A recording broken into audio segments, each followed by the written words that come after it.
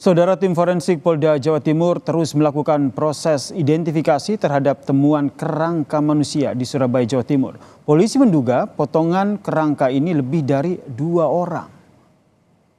Dari penyelidikan awal ditemukan sebanyak 21 bagian kerangka manusia terdiri dari 7 bagian tulang paha, tengkorak, bagian belakang, serta tulang selangka. Tim forensik menduga potongan kerangka yang ditemukan ini milik lebih dari 2 orang karena ditemukannya 7 potongan tulang paha.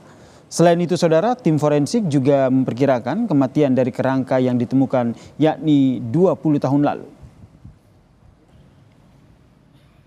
Memang lebih dari 2 individu karena beberapa tulang itu misal ada 7 tulang paha, kan tidak mungkin satu orang punya 7 tulang paha. Jadi bisa jadi lebih dari 2 individu ya, 2 atau 3 individu.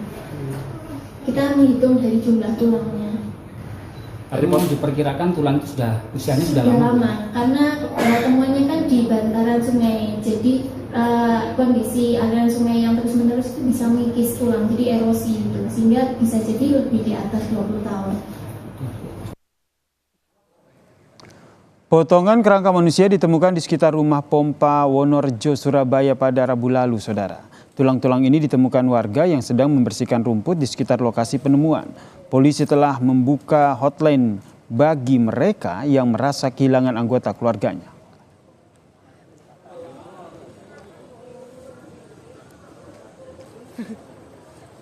Saudara, 21 potongan rangka manusia yang ditemukan di Surabaya diperkirakan dari jasad yang telah meninggal 20 tahun lalu. Kita bahas bersama dengan kriminolog Hafina Hasna yang telah bergabung bersama kami di Kompas Malam. Selamat malam. Selamat malam Mas Yasir. Mbak Hafina, ini kalau kita lihat ini awalnya ditemukan 2 kerangka, kemudian berkembang ini diduga lebih dari 2 kerangka manusia yang ditemukan. Ini bagaimana bisa memastikan hal ini? Kalau memastikan kan kita pasti masih menunggu keterangan dari kepolisian ya. Tetapi kalau banyak tentunya kita harus melihat ke belakang 20 tahun lalu itu terjadi apa. Atau yang perlu kita ketahui adalah apakah di daerah itu ada kuburan atau makam sehingga si kerangka ini berasal dari makam tersebut gitu. Atau apakah pernah terjadi banjir gitu. Terus ataukah pernah terjadi bencana gitu. Oke, berarti harus di-track dan lain.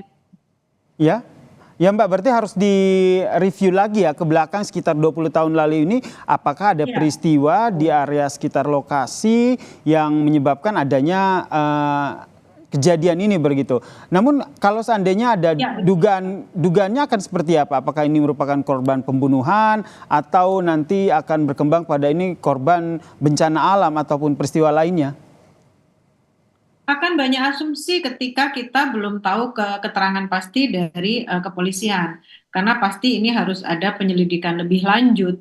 Kita tidak bisa memastikan apakah ini karena pembunuhan atau yang lain. Tetapi yang harus kita lakukan yang pertama kali adalah di daerah situ apakah ada makam yang berdekatan dengan tempat penemuan itu. Siapa tahu ada tengkorak yang terbawa. Karena ini kan kondisinya air. Kita nggak tahu ya kepadatan tanah seperti apa yang memungkinkan ada tengkorak itu masuk ke dalam aliran sungai tersebut.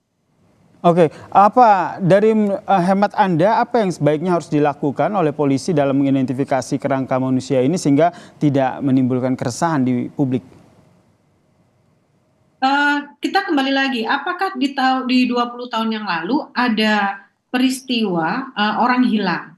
Ini kan bisa dibuktikan dari pelaporan. Apakah ada pelaporan ini? Berarti kan polisi harus membuka file lama untuk memastikan apakah ada orang hilang atau orang di sekitar itu yang ada kehilangan anggota keluarganya. Karena kalau tidak ada yang mengaku akan kesulitan mencocokkan DNA orang yang hilang itu dengan orang yang ditemukan, kerangka yang ditemukan ini.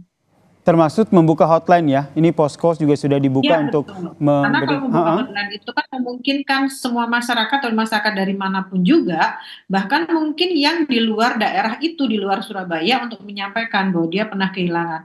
Karena kan ini kemungkinannya besar sekali ya, kita nggak tahu apakah orang di sekitar situ atau orang-orang di tempat lain. Karena orang yang kehilangan keluarga mungkin banyak, bisa jadi orang yang kerja dari luar daerah terus menuju ke Surabaya dan terjadi kecelakaan atau terjadi tawuran misalnya sampai meninggal di tempat itu atau pembunuhan atau yang lain kan kita tidak tahu. Sehingga penting untuk diketahui sebenarnya apa yang terjadi di 20 tahun yang lalu ya di lokasi kejadian ataupun di sekitar lokasi ya, karena banyak sekali kemungkinan yang bisa terjadi setelah ditemukan kerangka ini. Kalau seandainya identifikasinya nanti kemungkinan bisa dilakukan dengan tes DNA begitu? Iya, betul sekali. Tapi bagaimanapun juga tes DNA itu kan harus dicocokkan dengan para keluarga yang kehilangan. Karena kalau sudah ditemukan juga, kita tidak bisa mengetahui ini bisa dicocokkan dengan siapa. Jadi membuka hotline itu dan menyegerakan keluarga-keluarga yang pernah kehilangan keluarga itu menjadi akan membuat lebih cepat terang benderang kasus ini. Kalau ini masih berandai-andai, kalau seandainya tidak ada laporan keluarga yang hilang, tidak ada yang melapor, kemudian tidak ada yang juga menyertakan DNA-nya, nanti penemuan dari kerangka ini nanti mengarahnya akan seperti apa oleh pihak kepolisian? Kalau tidak ada yang mengakui, ya bagaimana lagi? Berarti dianggap sebagai penemuan kerangka saja, yang artinya ini membuat sebagai penemuan biasa saja yang tidak bisa dikonfirmasikan ke siapapun.